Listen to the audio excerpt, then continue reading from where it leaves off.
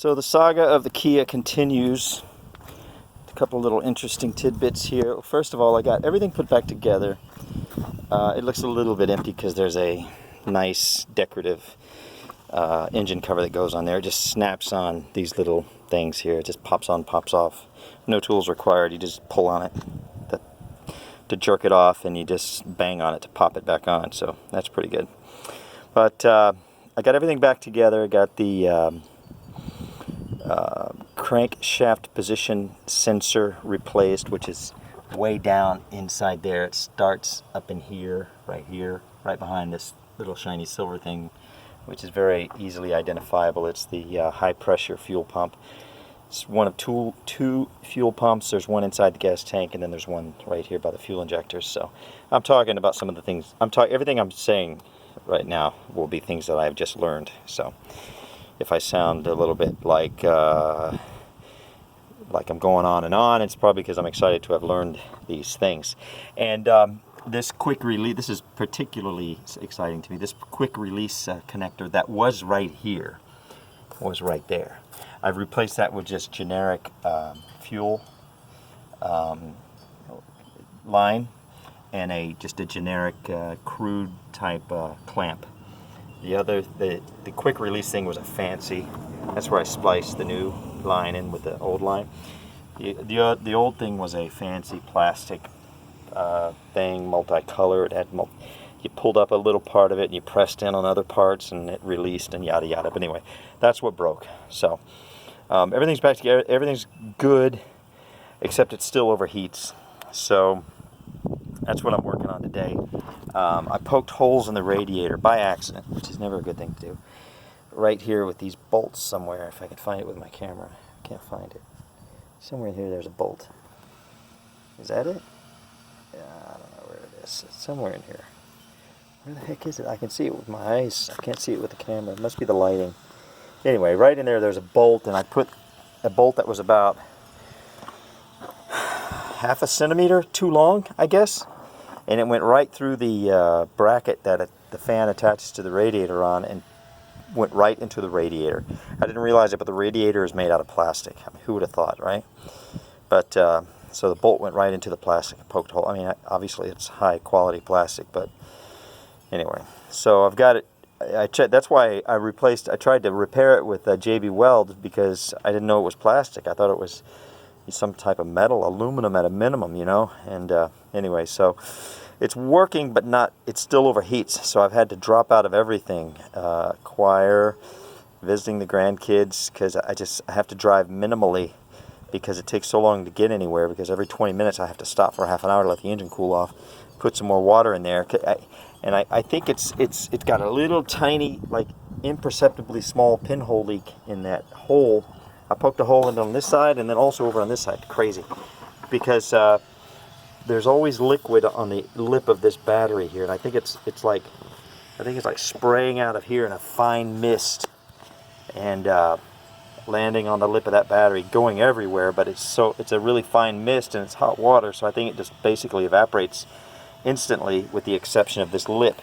I don't know. That's the theory I'm operating on, and so I'm gonna make another attempt to patch this hole in a complete MacGyver backyard redneck mechanic fashion with some more stuff, because it's working. It's just not working well enough.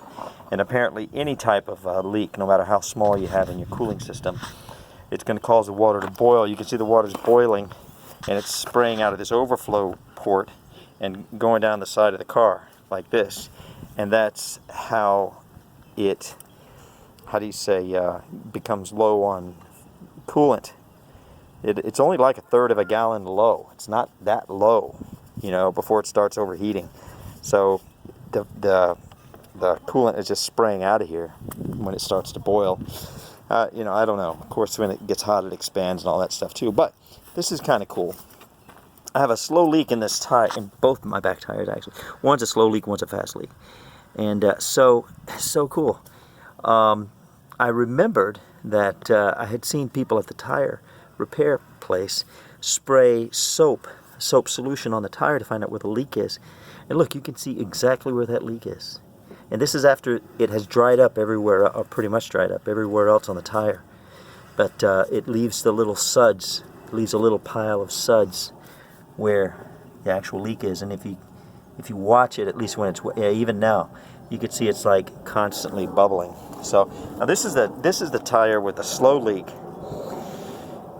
Like once a month, I have to stop and put air in it. On the other side, now it's every day. So that one should be much easier to find. The bigger ones are easier to find. But anyway, that's just a spray bottle with some dishwashing detergent. I can't believe how well that works. So I said, wow, if it works there, it should work up here. You know, when the engine is hot and it's leak, because it doesn't leak. The cooling system doesn't leak until it gets hot and it becomes under a lot of pressure. So, and then when it starts to leak, I think that's when the water starts to boil, because it's not under, there's like a relationship between the pressure and the water temperature. You know, the pressure can keep the water from boiling up to a certain point, but then when the pressure reaches a certain point and then starts to, because the water is getting hotter and hotter, that's why the pressure is going up, then as soon as it starts to leak, the water instantly starts to boil, I believe. I think that's the physics of it. But in addition to all that, I also took it down to the auto parts store. They attached the computer to it. I'm getting 4 codes on it. One of the codes looks like it pertains to the, I think what's it called, a massive airflow sensor or something, mass airflow sensor, I think, which according to everything I've seen so far on YouTube, is really super easy. It should be like right on top up here somewhere. And hopefully all I have to do is clean it. They said sometimes all you have to do is clean it. So that'll save me $80 if I don't have to buy a new mass airflow sensor. Yeah, that's what it's called, mass airflow sensor. And then a couple of the codes have to do with this shiny silver high-pressure fuel injector. Fuel pump.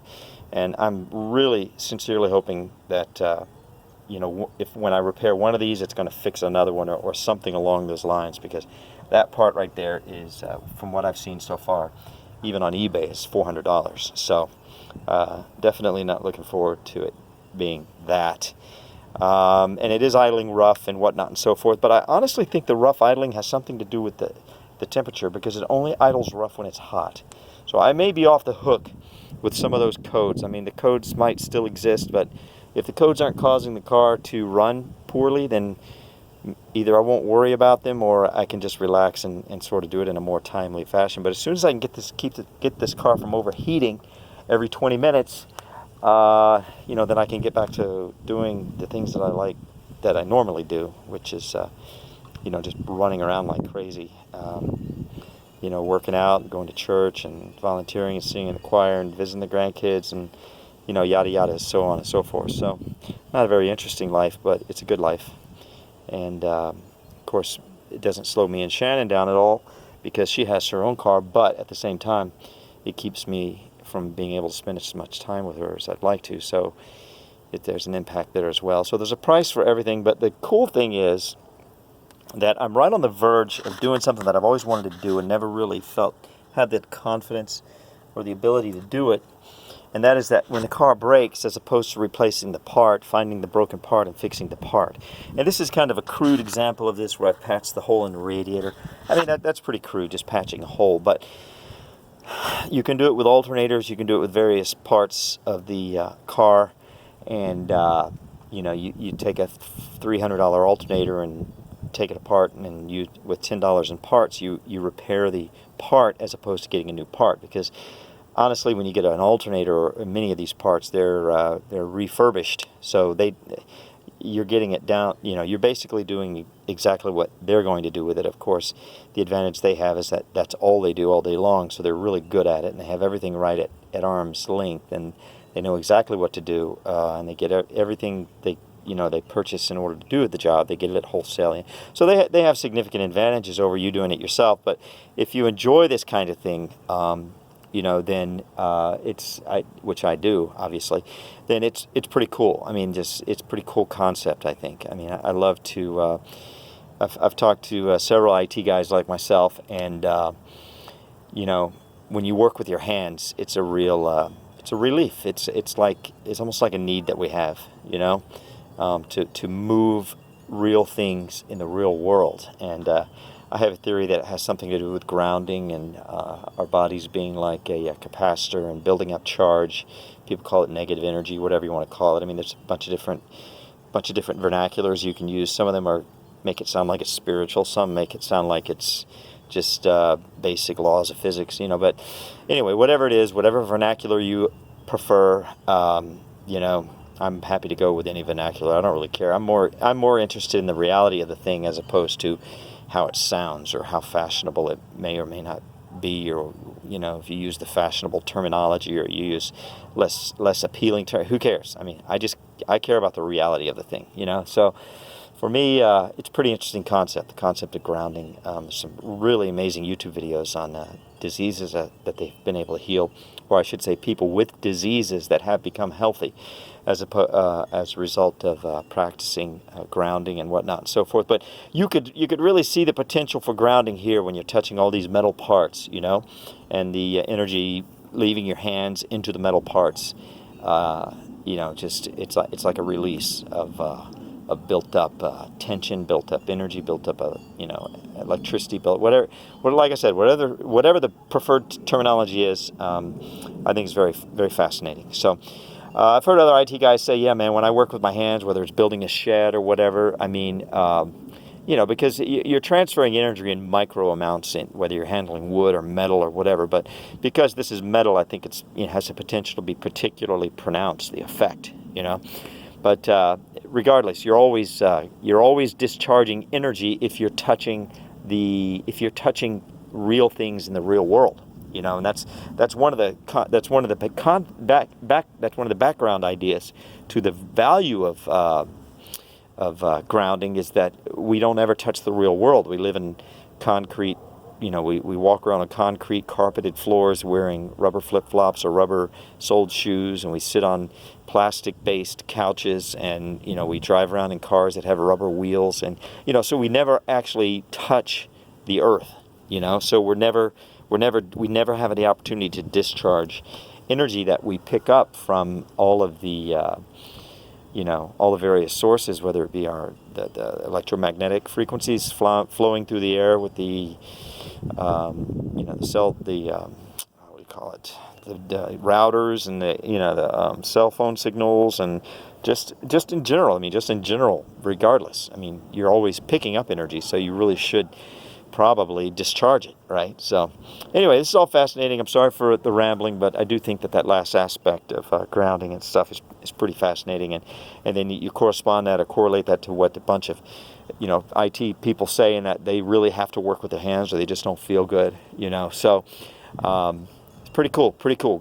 Regardless, whatever you decide, you know, however you choose to interpret things on your own, God bless you. I hope everything works out really good, and you know, I encourage you to just go out, strike out, and just learn some stuff, because you know, if you're not already, obviously you probably are, but if you're not, you know, it's just fascinating, man. It's like really exciting. It's really fascinating, and when the mysterious becomes commonplace, wow, what a feeling. I can't even tell you what a great feeling that is. It's like to go from cloud to distinct understanding, you know, from cloud fogginess or foggy cloud, or whatever the right terminology is, you know, to go from that to distinct, clear, crisp understanding. Wow, what a great feeling that is, you know. It really is. So God bless you, and I'll stop yapping now. Bye.